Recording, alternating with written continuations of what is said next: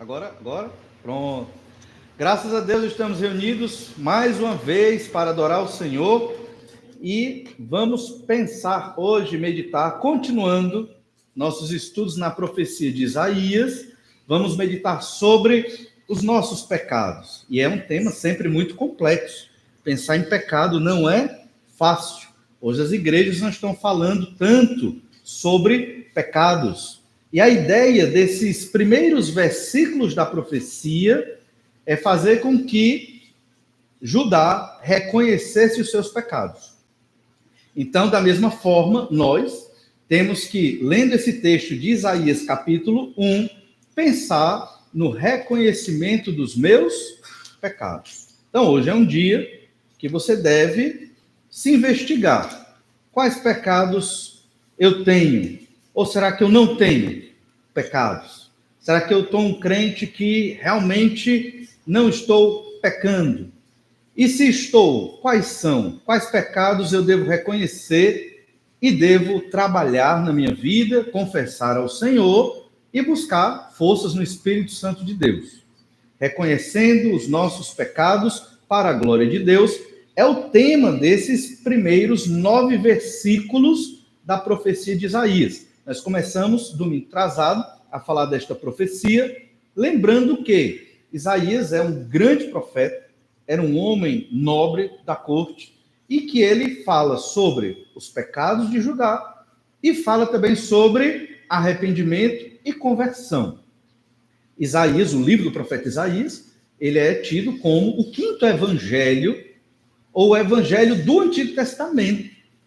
E é um dos 3 livros da Bíblia mais citados no Novo Testamento. Sempre quando você vai falar do Salvador, do Messias, tem um texto de Isaías que é ali citado. Em Atos, capítulo 8, falando de Filipe pregando o evangelho para o etíope eunuco, está lá um texto do profeta Isaías. Então, Isaías, ele é muito explorado no Novo Testamento. Aprendendo o ensino de Isaías, isso vai nos ajudar a aprender muito da nossa leitura no Novo Testamento. E também estudar o livro do profeta Isaías nos ajuda, na verdade, a entender que a Bíblia é um todo. Nós não somos crentes só no Novo Testamento, na verdade. Então, nós cremos no Novo e no Antigo Testamento. O Antigo Testamento é muito importante. Na verdade, o Novo Testamento é composto de, na sua 80% do Novo Testamento é citação do Antigo Testamento. Então, se você não conhece bem o Antigo Testamento, ou os livros, ou as verdades ali, fica difícil o crente entender o que está sendo dito no Novo Testamento. Pode até acontecer uma interpretação errada. E é a palavra de Deus. Por isso estamos hoje estudando o livro do profeta Isaías. É um livro extenso, de 66 capítulos. Não vamos estudar todos os capítulos de uma vez, mas vamos fazer uma parte e depois voltamos para o Novo Testamento. Nós já estudamos o primeiro versículo dessa profecia, que é Isaías 1, capítulo 1, verso 1, que diz assim: visão de Isaías, filho de Amós, que ele teve a respeito de Judá e Jerusalém nos dias de Uzias, Jotão, Acaz e Ezequias, reis de Judá. Então, foi uma profecia para o reino de Judá. A gente já entende que era um período em que Israel foi dividido, reino do norte, reino do sul. Isaías era um profeta, chama profeta clássico, por quê? Porque ele escreveu uma obra-prima. A profecia de Isaías é uma obra-prima da literatura antiga. Não é qualquer texto, é um texto muito bem escrito, muito bem elaborado. Então, ele era um erudito da época e era um profeta que estava na corte e também no meio do povo, alertando principalmente os líderes de Judá contra os seus pecados, reconhecendo os pecados para a glória de Deus. Primeiro passo, para quem quer glorificar a Deus, é reconhecer os seus pecados, porque essa é a realidade, nós somos pecadores. Se não reconhecemos os nossos pecados, como vamos glorificar o nome do Senhor?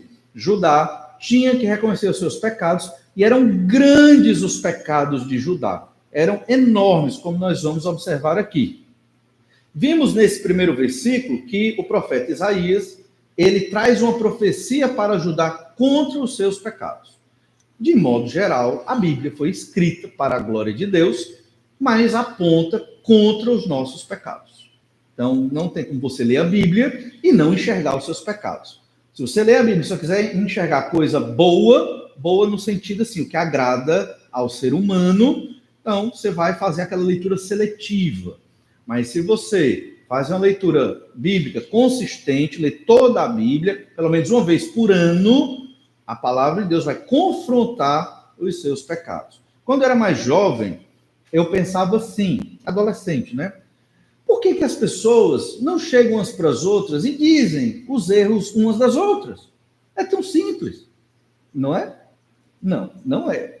É muito complicado você chegar e apontar o erro de uma pessoa, não é verdade? É muito difícil. E difícil receber uma crítica, alguém dizer, ó, você está pecando aqui. E difícil também chegar amorosamente para alguém dizer, ó, você está pecando aqui. É muito difícil para todos nós. Por isso que a leitura da Bíblia é muito importante, porque ela nos alerta acerca disso, dos nossos pecados. Um profeta, como Isaías, ele era um agente especial de Deus. Ele não era um agente secreto, mas era um agente especial. Esses profetas, eles só começavam o ministério quando a nação estava completamente desgraçada e tomada pelo pecado. Esses profetas, muitas vezes, matavam os inimigos de Deus, como Elias matando os profetas de Baal. Eles faziam tudo o que Deus mandava. É para andar nu, ele andava nu. É para carregar um negócio no pescoço, como Jeremias, né, uma cangalha no pescoço de ferro, ele usava. Tudo o que Deus mandasse esses profetas fazerem, eles faziam. Eles eram aquelas pessoas que realizavam a obra de Deus como Deus dizia. Samuel foi assim também. E os vários profetas que a gente vê, os profetas do Senhor, que a gente vê na Escritura, assim como Isaías. Isaías foi um profeta que apontava os pecados dos reis, porque os reis, tanto de Israel como de Judá, deveriam ser os pastores da nação, e eles estavam completamente corrompidos nos seus pecados. E então, nós temos a atuação de Isaías aqui, nos dias de Uzias, Jotão, Acás e Ezequias. E agora nós vamos ver um segundo aspecto dos versículos, do 1 ao 9, que trata do pecado de Judá e a sua desobediência a Deus. Qual foi o pecado de Judá? A sua desobediência a Deus. Esse foi o pecado de Judá. Começamos a falar disso domingo atrasado. Mas antes, é importante mencionar um pouco mais a divisão do livro do profeta Isaías. Talvez você ache esquisito, mas, obviamente, você vai ler esse livro, ou já leu e vai continuar lendo, porque a gente está estudando esses dias, você vai ler o livro do profeta Isaías. E você vai ter certas dúvidas. Então, muito do que a gente fala aqui é para que você, ao ler o livro do profeta Isaías, tire mais dúvidas, ou tenha menos dúvidas, melhor dizendo. O livro do profeta Isaías se divide em duas partes. Do capítulo 1 ao 39 é uma parte mais histórica. Você consegue datar. A profecia de Isaías, ela começa nos dias de Isaías e aponta para o futuro. Normalmente, o cativeiro assírio, no Reino do Norte, e o cativeiro babilônico, mais à frente, para o reino de Judá.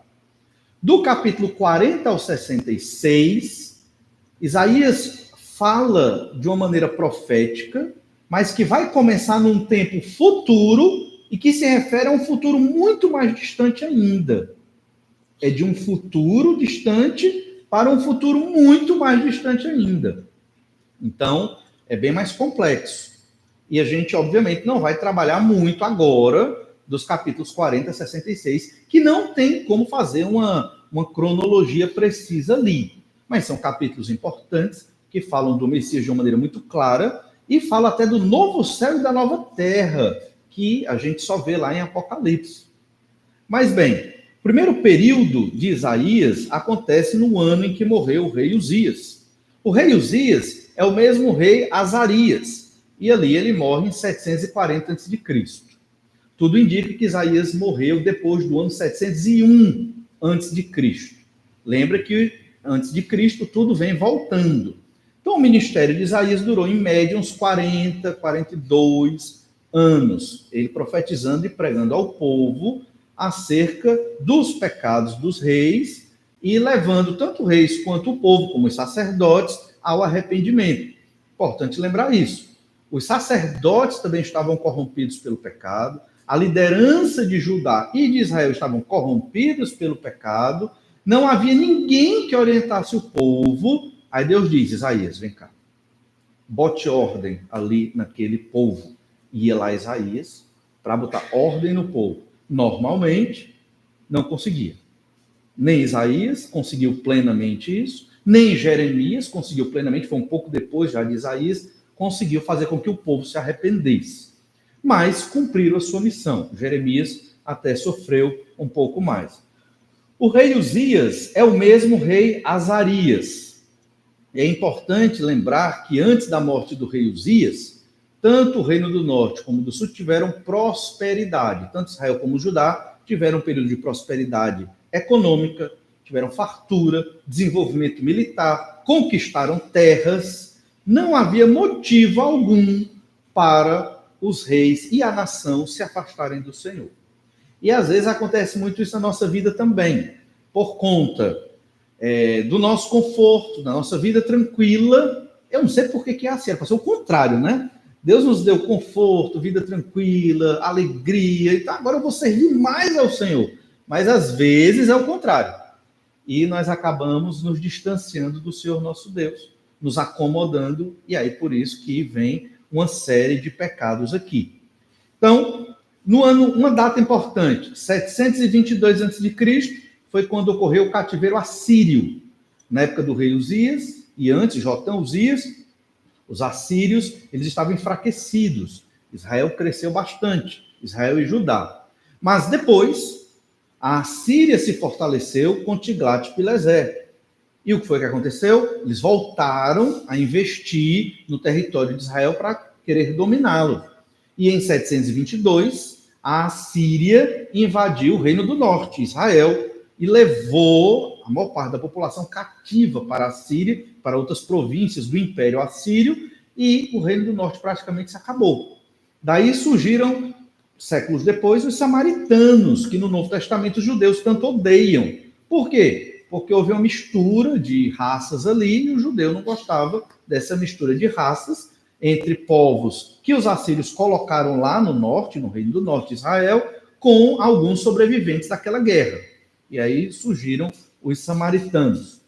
Mas desse conflito com os assírios, nós temos a profecia de Isaías, capítulo 5, versos 18 e 19, e principalmente Isaías 5, 26. Lá em Isaías 5, 26 fala um pouco desse período, que diz assim: ele arvorará o estandarte para as nações distantes e lhes assobiará para que venham das extremidades da terra e venha apressadamente. Então aqui o profeta está falando desse povo, dessas nações que virão de distante e estarão indo para dominar. Aqui ele está falando dos assírios.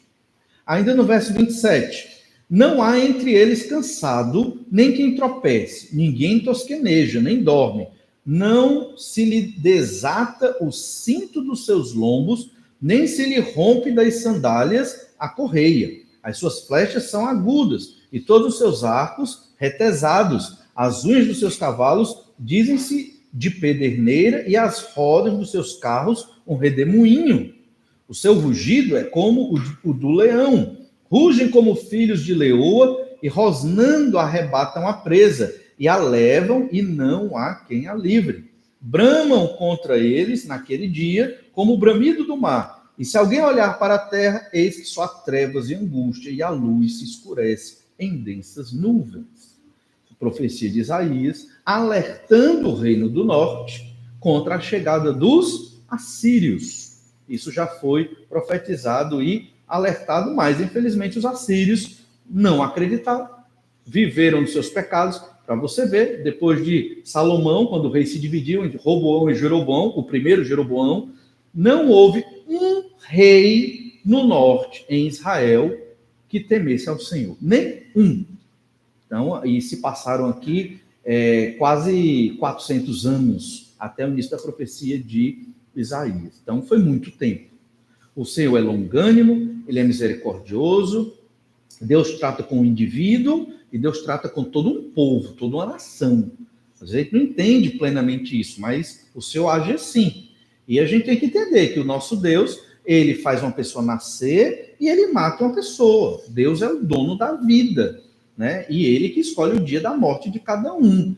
Não é acaso, é Deus. Então o Senhor administra tudo isso.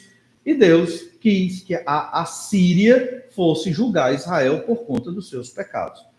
Isso tem que estar muito claro na nossa mente quando a gente lê o Antigo Testamento. É assim que Deus age. Deus não abençoa quem vive nos pecados. Isso é repetido ao longo da Bíblia de uma maneira até enfadonha. Diz que às vezes a leitura na Bíblia fica meio enfadonha em alguns aspectos, porque o tema se repete. Mas por que o tema se repete? É porque a gente tem que aprender e botar na cabeça que se eu cometo pecados e repito os meus pecados, não serei abençoado, não viverei debaixo da bênção do Senhor. Um segundo período no livro do profeta Isaías, agora, esse segundo período a gente vai falar rapidinho agora, é o início do reinado de Acaz. Havia uma guerra sírio-efraimita, e essa guerra iniciou e se desenvolveu em resposta à aproximação dos assírios. O reino do norte e os sírios se juntaram contra os assírios. E Deus disse, não é para fazer isso. É para se submeter ao castigo dos assírios, porque essa era a vontade do Senhor. Mas eles estavam em rebeldia e estavam contra o reino do sul, Judá. Interessante que esse capítulo de Isaías está tratando exatamente do período de Acaz. Aí depois tem um parêntese do capítulo 2 ao 5, que trata antes do período de Acaz, e depois volta ao capítulo 7, tratar do período de Acaz. Então, esse capítulo aqui, ele aponta para esse problema dessa guerra sírio-efraimita, por conta da vinda dos assírios, que vai acontecer no reinado de Acaz. Quem é Acaz? Pai de Ezequias. Ezequias é mais conhecido de nós. Sugestão, para você entender bem esse livro, você tem que ler o livro de Reis, né? O segundo livro de Reis vai te ajudar bastante a compreender os reis que são mencionados aqui. Nesse período do rei Ezequias, ele ascende ao trono em 715, começa a reinar muito jovem. Então, quando ele ascende ao trono em 715, já ocorreu o cativeiro assírio em 722. Olha o que diz lá em 2 Reis, capítulo 18, verso 9. Tudo isso para a gente entender bem o contexto dessa profecia. Olha 2 Reis 18, 9. No 4º ano do rei Ezequias, que era o 7º de Oséias, filho de Elá, rei de Israel, subiu Salmaneser, rei da Assíria, contra Samaria, e a cercou. Ao cabo de 3 anos, foi tomada. Sim, no ano 6º de Ezequias, que era o 9º de Oséias, rei de Israel, Samaria foi tomada. Oséias foi o último rei de Israel, e ficou só o reino de Judá, com o rei Ezequias, preservando a linhagem do Messias que haveria de vir. Isso era uma mensagem muito clara de Deus para o reino do sul. Deus estava dizendo assim, Israel é meu povo, mas se não obedecer à minha vontade, vai ser castigado. Judá, você também é meu povo, então fique alerta. Às vezes, nós crentes em Jesus achamos, principalmente nós que cremos na eleição, Deus nos escolheu para a salvação, não porque merecemos, mas pela graça dele. Às vezes nós achamos que o Senhor não vai tratar conosco e com os nossos pecados. Já estamos garantidos. Sim, por causa do sacrifício de Cristo, estamos garantidos no sentido da nossa salvação eterna, vida eterna com o Senhor e ressurreição dos mortos e novo céu e nova terra. Estamos sim, pelo sangue de Cristo. No entanto, enquanto aqui nesta terra, nós temos que representar e glorificar o nome do Senhor nosso Deus. Então, nós não podemos simplesmente achar que, porque já cremos em Jesus, o nosso processo de santificação parou. E agora eu posso viver de qualquer jeito, de qualquer forma. Estou garantido mesmo. Na verdade, este pensamento é um pensamento de alguém que não creu em Jesus. Eu já ouvi isso, né, de crentes, não aqui da igreja, mas eu ouvi dizendo o seguinte, olha, Valnei, já estou salvo mesmo, agora eu posso ganhar a vida, fazer o que eu quiser, curtir, ir para todo canto, farrear. Por quê? Eu já estou salvo, já creio em Jesus. Só que isso é uma lógica completamente distorcida, porque o crente no Senhor Jesus, ele não pensa assim. Pelo contrário, o crente no Senhor Jesus, ele reconhece os seus pecados. Ele confessa os seus pecados. E ele quer agradar a Deus, porque houve uma mudança de natureza. Entende? Então, é importante termos esse entendimento, porque foi assim que Deus tratou com Israel e com Judá no Antigo Testamento. E esse mesmo princípio está no Novo Testamento. E nós temos que aprender a viver para a glória do Senhor, nos arrependendo dos nossos pecados e buscando a santidade que Deus requer de nós. E aí chegamos no verso 2, que nós vimos na semana passada, atrasada. Isaías 1:2. Ouvi, ó céu, e dá ouvidos, ó terra, porque o Senhor é quem fala. Criei filhos e os engrandeci, mas eles estão revoltados contra mim. Israel era o filho de Deus. Lá em Êxodo 4:22, diz assim: dirás a Faraó, assim diz o Senhor, Israel é meu filho, meu primogênito. Então, quando Deus sempre disse que Israel era filho dele, a nação de Deus, um povo escolhido pelo Senhor, sim, a maioria de Israel, pelo menos, era crente no Senhor Jesus, nesse período aqui de Moisés, do Êxodo. No entanto, Deus diz, olha, criei filhos, os engrandeci, dei tudo, mas se revoltaram contra mim. Em várias partes do Antigo Testamento, Deus chama Israel de filho. Deus criou, Deus cuidou de Israel. Lá em Reis, segundo Crônicas 27, 1 e 2, nós lemos também. Tinha Jotão 25 anos de idade quando começou a reinar, e 16 anos reinou em Jerusalém. Era o nome de sua mãe, Jerusa, filha de Zadok. Fez o que era reto perante o Senhor, segundo tudo que fizera Uzias, seu pai, exceto que não entrou no templo do Senhor. E o povo continuava na prática do mal. Então veja, tanto Uzias como Jotão eram reis dedicados ao Senhor, mas o povo não estava andando na linha. Em Isaías 1, verso 3, mais uma vez Deus diz, o boi conhece o seu possuidor, e o jumento o dono de sua manjedoura. Mas Israel não tem conhecimento, o meu povo não entende. E aqui é muito duro para a nação. Deus está dizendo que um jumento tem mais entendimento do que o povo de Judá. Porque um jumento sabe quem é o dono e obedece o dono. Judá sabe quem é o dono, o Senhor, Deus, mas Judá não obedece o seu dono. E isso você aplica, de modo geral, até à humanidade. Nós sabemos quem é o nosso Senhor, nós somos crentes em Jesus, é o Senhor Jesus Cristo. Então por que eu vou desobedecer Jesus? Por quê? Tá? A revelação de Deus está aqui, Deus diz tudo o que eu tenho que fazer, por que eu vou contra o Senhor? Que lógica é essa? E, obviamente, aplicando à humanidade, todo ser humano deveria obedecer ao seu Criador. Mas o ser humano não quer seguir ao Senhor. Cada um quer seguir no seu próprio caminho. O Senhor está mostrando que a lógica de Israel é uma lógica completamente deturpada e isso serve para nós avaliarmos a nossa vida e reconhecermos os nossos pecados. Olha aqui no verso 3, tem uma palavra muito importante aqui, que é a palavra conhecer. O jumento conhece o seu dono, mas Israel não conhece Deus. Não tem conhecimento de Deus. Não se relaciona com Deus. Aí você pergunta, como pode Israel, que tem a revelação de Deus, os profetas do Senhor, reis que deveriam servir aos seus dois últimos reis, eram fiéis ao Senhor, os reis de Judá, acabamos de ver aqui, como pode eles não terem conhecimento de Deus? A explicação é, não quiseram. Não quiseram. É como um crente hoje que tem a sua Bíblia, tem a sua igreja, mas não lê a Bíblia, mal vem à igreja, não conhece Deus. Resultado, vive nos pecados, se prejudica, prejudica a sua família, prejudica todos ao seu redor, porque o pecado tem um custo, o pecado tem um preço, e é a morte, é a destruição. Lá em Oséias 4:1, nós lemos assim, outro profeta ali do período de Isaías.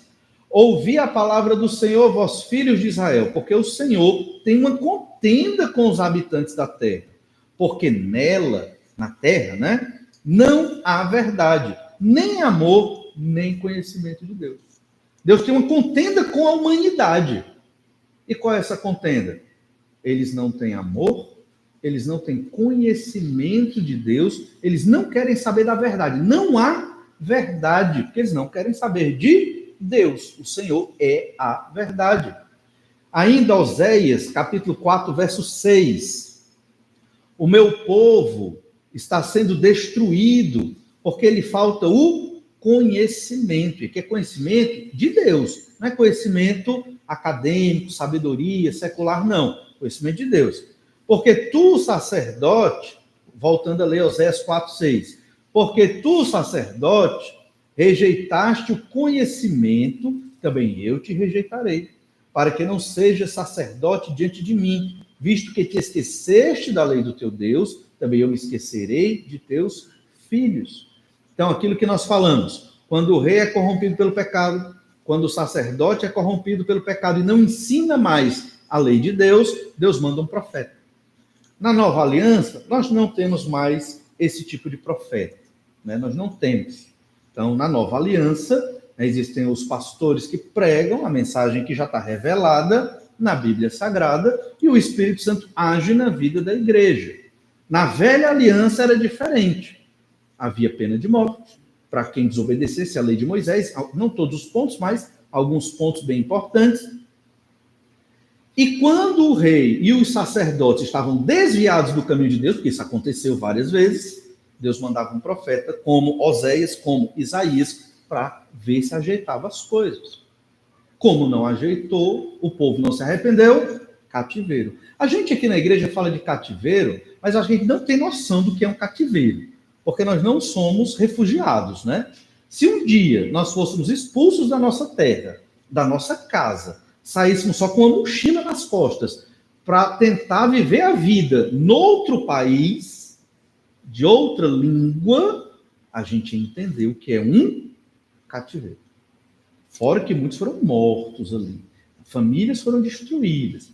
Deus quis assim. Isso parece um pouco chocante, mas lembra do início. Deus é quem dá a vida e Deus é quem tira a vida.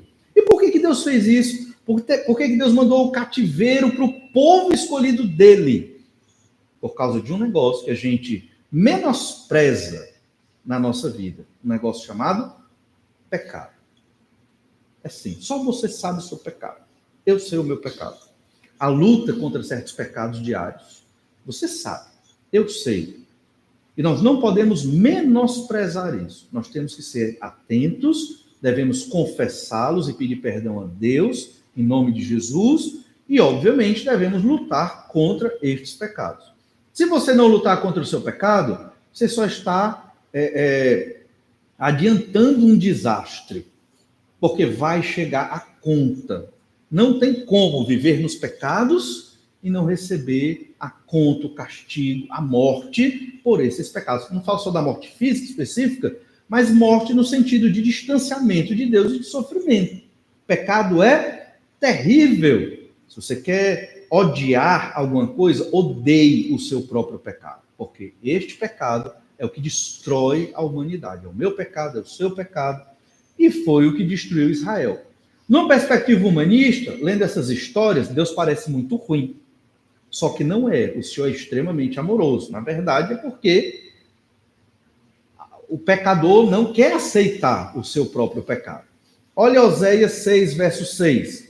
Pois misericórdia quero e não sacrifício, e o conhecimento de Deus mais do que holocaustos. Então Deus quer corações sinceros, arrependidos, conhecimento de Deus. Não adianta ir lá sacrificar o cordeiro lá no templo se você não conhece Deus e nem se esforça para conhecer o Senhor nosso Deus. Então, Isaías, ele estava pregando exatamente para que Israel se arrependesse dos seus próprios pecados. Olha o verso 4, Isaías 1:4. Ai desta nação pecaminosa, povo carregado de iniquidade, raça de malignos, filhos corruptores.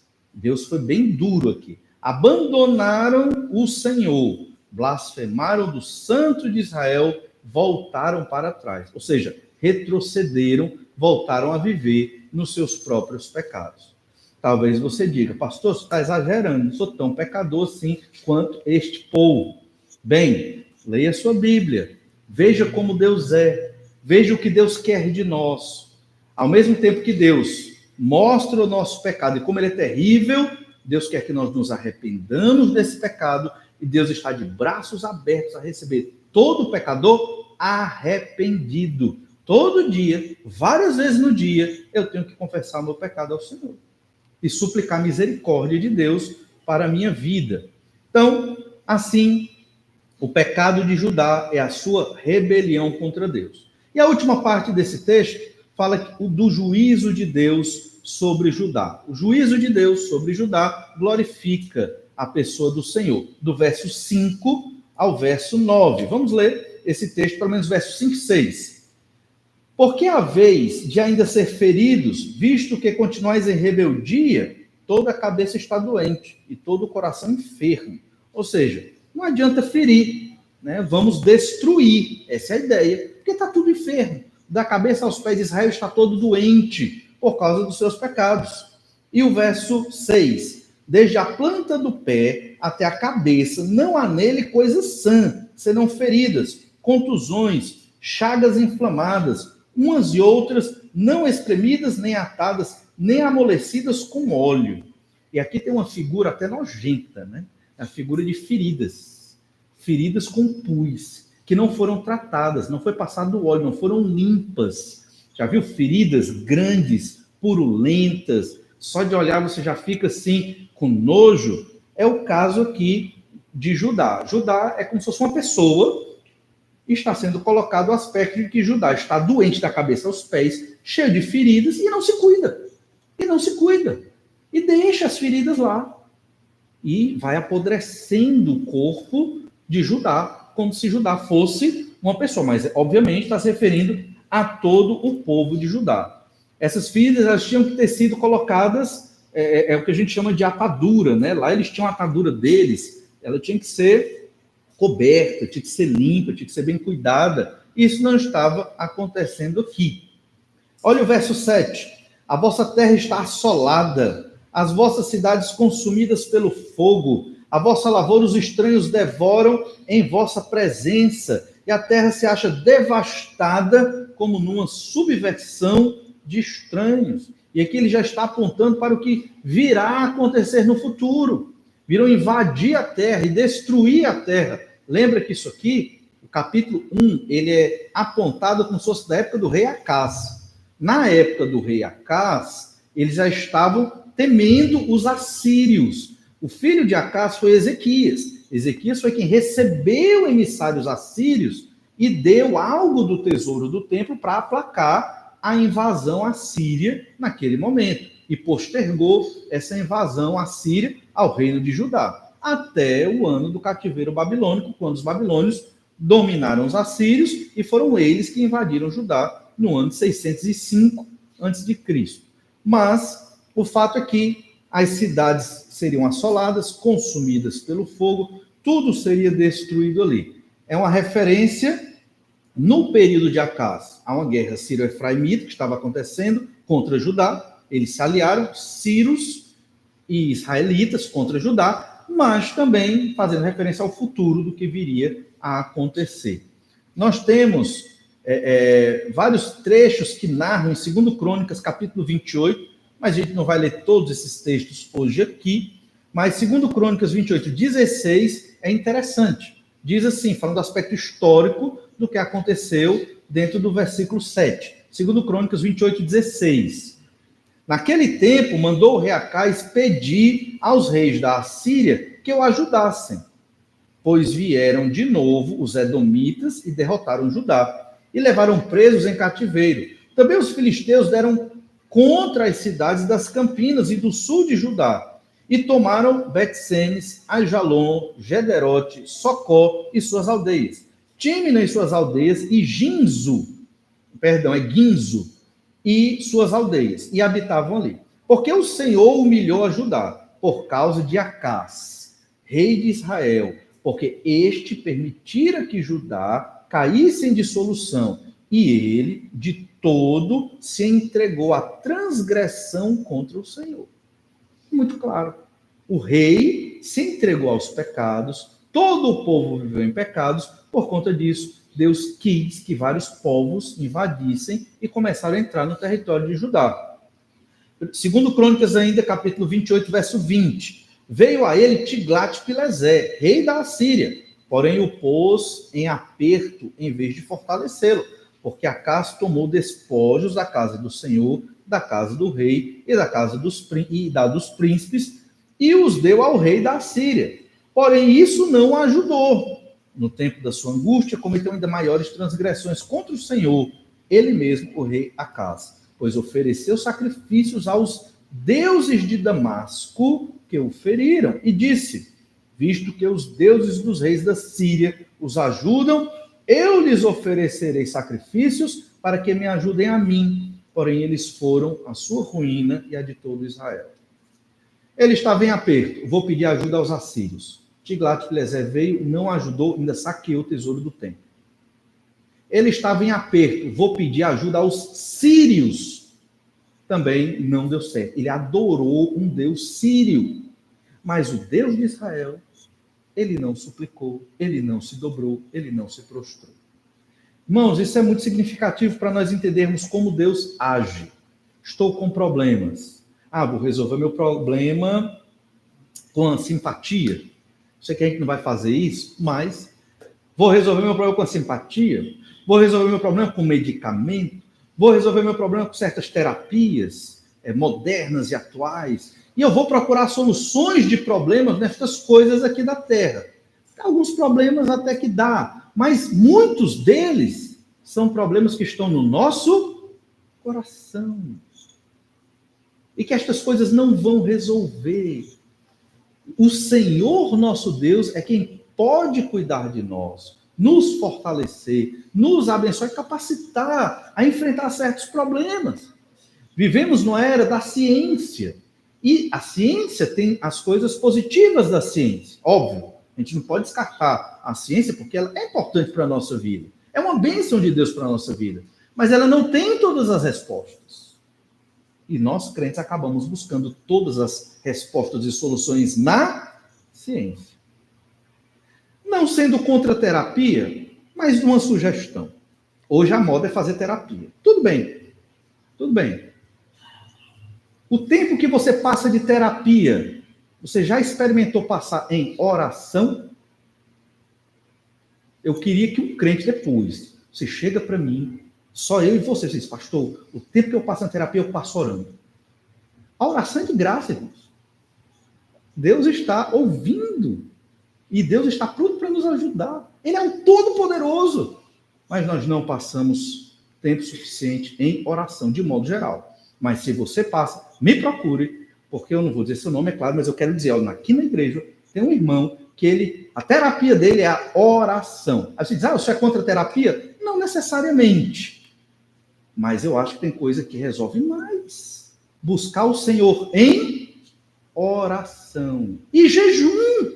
Já pensou? Mas a nossa cabeça científica não faz isso. Entendeu? Não estou dizendo que eu sou completamente contra uma terapia.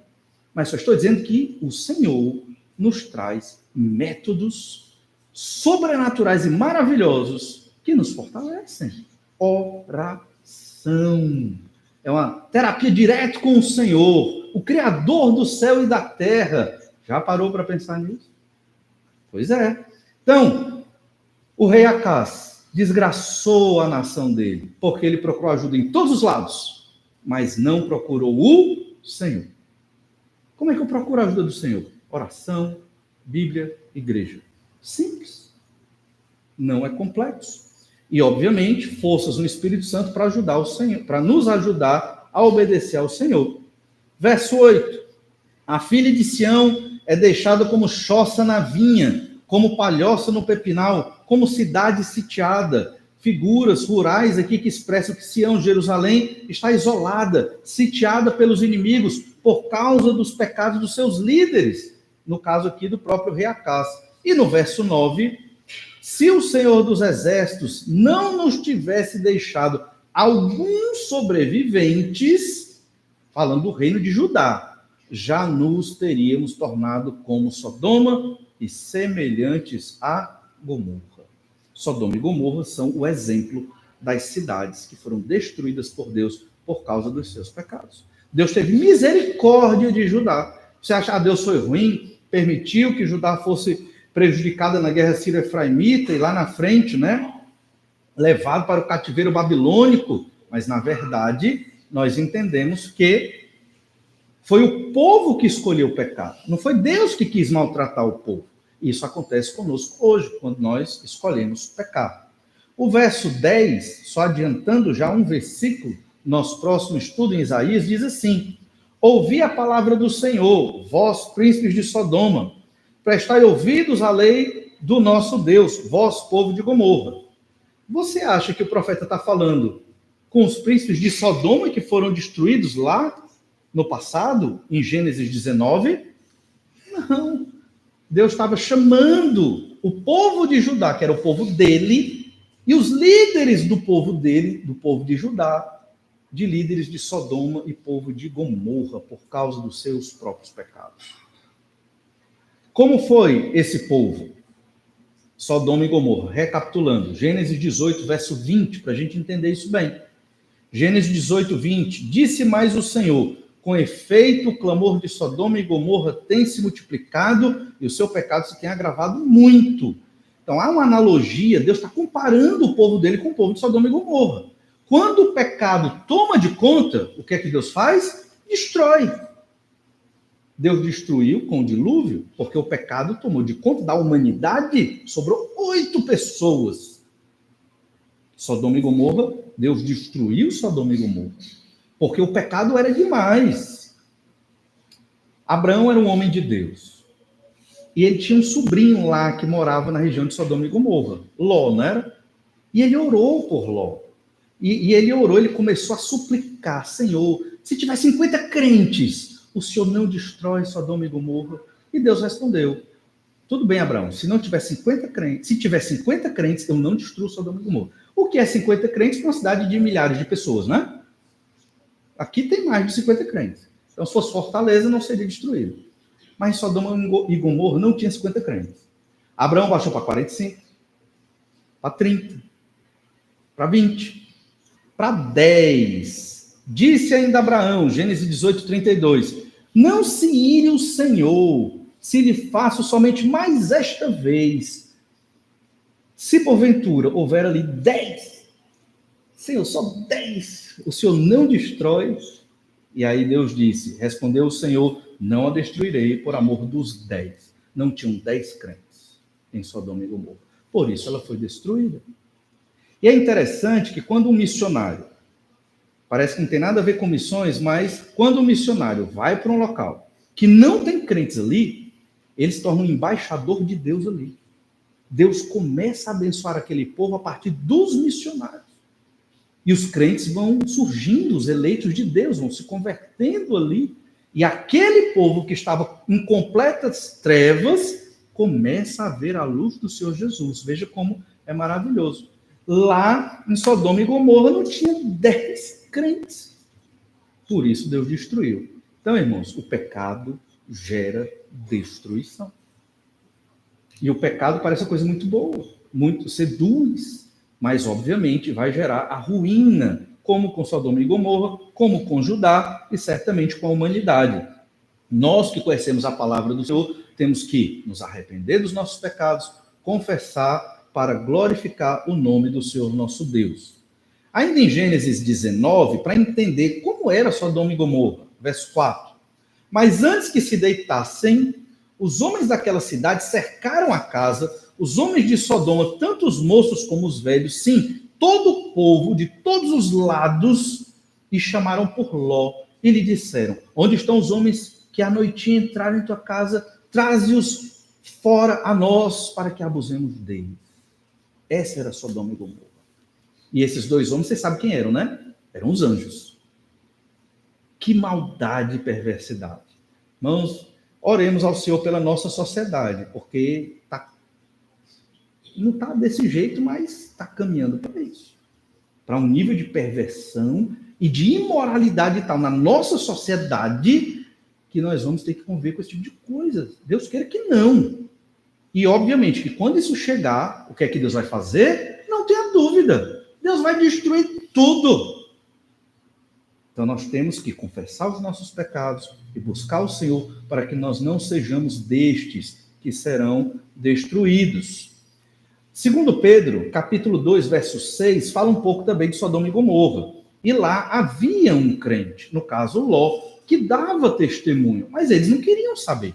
Olha 2 Pedro 2, verso 6. E reduzindo a cinzas as cidades de Sodoma e Gomorra, ordenou-as à ruína completa, tendo-as posto como exemplo a quantos venham a viver impiamente. Foi exemplo para toda a história da humanidade, as cidades de Sodoma e Gomorra. E livrou o justo Ló, afligido pelo procedimento libertino daqueles insubordinados, porque este justo, pelo que via e ouvia quando habitava entre eles, atormentava sua alma justa cada dia por causa das obras iníquas daqueles, porque o Senhor sabe livrar da provação os piedosos e reservar sob castigo os injustos para o dia do juízo.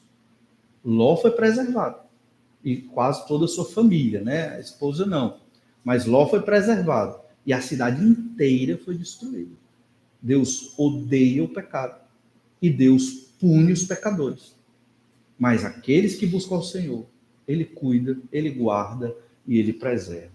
A missão do profeta Isaías era alertar o povo: se arrependam dos seus pecados, deixe a idolatria, busque ao Senhor. O livro inteiro de Isaías traz esta mensagem. No entanto, eles não queriam. Isaías 1,18. Vinde, pois, e arrazoemos, diz o Senhor. Ainda que os vossos pecados sejam como a escarlata, eles se tornarão brancos como a neve. Ainda que sejam vermelhos como o carmesim, se tornarão como a lã. Se quiseres e me ouvirdes, comereis o melhor desta terra. Deus está pronto para perdoar os nossos pecados. Essa é a maravilha do Senhor nosso Deus. Você vê, a gente fala do relato de um Deus de juízo, um Deus que odeia o pecado, que mata os pecadores, um Deus que destrói. É verdade. Mas Deus faz isso com aqueles que não querem se arrepender dos seus pecados. Se confessar o pecado e buscar o Senhor, Deus vai lhe salvar. Nós, crentes, seremos abençoados por Deus. Nosso pecado vai ser completamente perdoado. E Deus vai ter um relacionamento de paz e bênção para conosco. É o que diz o verso 19. Se quiserdes e me ouvirdes, comereis o melhor desta terra. Basta querer e ouvir. Coisa simples, não é verdade? Deus pediu muito? Não, porque a salvação é pela graça, no nome do descendente, que é o Senhor Jesus Cristo. Não tem muito o que fazer. Querer e ouvir. Queira buscar o Senhor. Crente em Jesus, arrependa-se do seu pecado. Busque ao Senhor. Deixe as amarras dessa vida. As coisas aqui da terra vão passar. A gente precisa de algumas dessas coisas para viver, tudo bem. Mas o nosso foco é a glória do Senhor Jesus Cristo. E só conseguiremos glorificar a Deus arrependidos dos nossos pecados e confessando os nossos pecados ao Senhor. Somente assim. Muitos textos de Isaías nos alertam ao arrependimento de pecados e que se nós confessarmos os nossos pecados, Deus nos recebe e cuida de nós. Olha Isaías 65, fazendo aqui um salto para finalizar. Isaías 65, verso 17. Pois eis que eu crio novos céus e nova terra, e não haverá lembrança das coisas passadas, jamais haverá memória delas, mas vós folgareis e exultareis perpetuamente no que eu crio, porque eis que eu crio para Jerusalém alegria e para o seu povo regozijo. E exaltarei por causa de Jerusalém, e me alegrarei no meu povo, e nunca mais se ouvirá nela nem voz de choro, nem de clamor. Não haverá mais nela criança para viver poucos dias, nem velho que não cumpra os seus, porque morrer aos 100 anos é morrer ainda jovem, e quem pecar, só aos 100 anos será amaldiçoado. Eles edificarão casas e nelas habitarão, plantarão vinhas e comerão seu fruto. Não edificarão para que outros habitem, não plantarão para que outros comam, porque a longevidade do meu povo será como a da árvore, e os meus eleitos desfrutarão de todo as obras das suas próprias mãos. Não trabalharão debalde, nem terão filhos para a calamidade, porque são a posteridade bendita do Senhor, e os seus filhos estarão com eles. E será que antes que clamem, eu responderei. Estando eles ainda falando, eu os ouvirei. O lobo e o cordeiro pastarão juntos, e o leão comerá palha como o boi. Pó será a comida da serpente. Não se fará mal nem dano algum em todo o meu santo monte, diz o Senhor. Isso é o que nos aguarda no futuro. Tem muita coisa para observar nesse texto. É claro, foi dado especificamente para Jerusalém, Judá, o povo de Israel. No entanto, a gente tem outras coisas a falar desse texto mais para frente. Mas o que nos interessa é que o Senhor, que odeia o pecado, é o mesmo Deus que promete tão grande salvação. Reconhecendo os nossos pecados, nós estamos glorificando ao Senhor, nosso Deus. O pecado, ele tem que ser completamente extirpado e retirado da nossa vida. A natureza está aqui, vamos pecar, mas podemos nos purificar dia após dia para vivermos em obediência ao Senhor. O profeta Isaías viveu para retirar, ou pelo menos tentar, fazer com que o povo de Judá saísse dos seus pecados. A igreja de Jesus, da mesma forma. Ela existe para que aqueles que são crentes em Jesus deixem os seus pecados e vivam para a glória do Senhor. Vamos orar ao Senhor nosso Deus para que Ele nos anime, nos motive, nos capacite a vivermos assim, sempre confessando os nossos pecados. Te agradecemos, ó Pai, porque o Senhor é maravilhoso, um Deus todo-poderoso. Obrigado, Senhor, porque o Senhor nos cura, nos fortalece e nos ajuda em tudo.